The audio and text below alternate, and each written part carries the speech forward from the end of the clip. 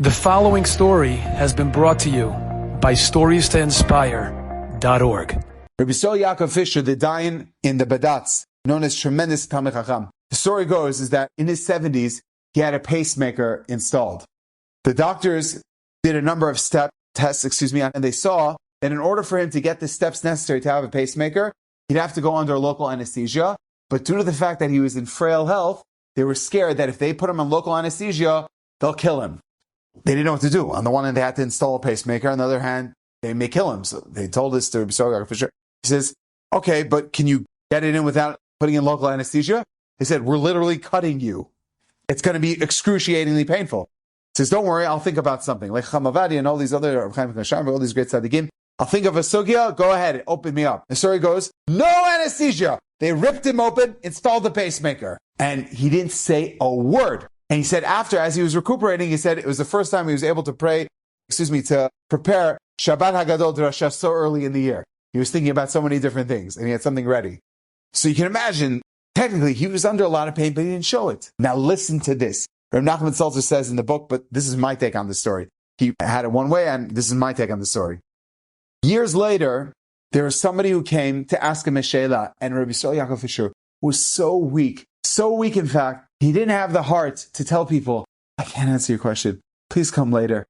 He couldn't do that. So Gabayim, people were very concerned about his health. They would stay outside and they would basically shoo people away. People who had real pressing questions, if they really needed to, they would speak to his grandson. His grandson would convey the message over to Rabbi Yaakov Fisher, and then he would give it over to the grandson. The grandson would give it over back. There was one person who was waiting for a long time. He says, I have to speak to the Rav. Yeah, you and everyone else. No, this is very serious. And basically he says, this is the sheila, this is the question. And it was a real, serious, very dangerous question. It was literally sakana nefashot. Person's life was hanging in the balance. They didn't know what to do. And this person asked Rabbi Yaakov Fisher all the previous sheilot. So the story goes is that the person, I think it was the father or the Rav, he told over the grandson all the questions. He asked Rabbi Yaakov Fisher. Rabbi Yaakov Fisher barely croaked out an answer. The grandson came back and told the answer. What do you mean? And he tried to clarify. He went back again, asked the grandfather. Grandfather responded. He came back again. Back and forth, like a ping pong game. They keep going back and forth, until finally, they got full clarity after 20 minutes. Now listen to this.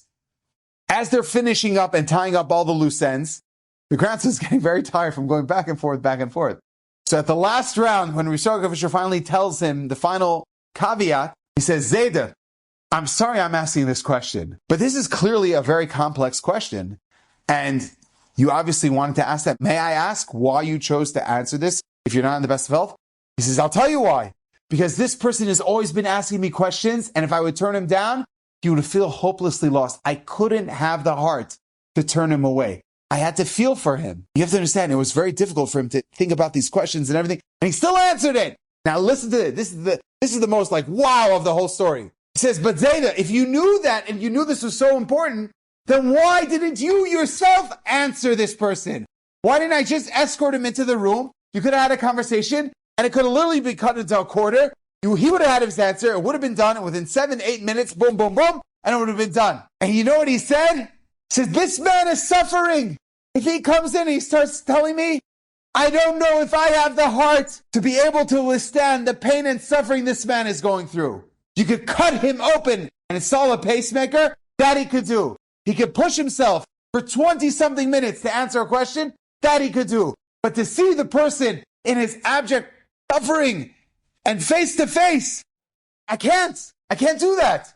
That's real feelings. That's transcending physical. And everyone is shaykh to do that. You can empathize and feel for another person.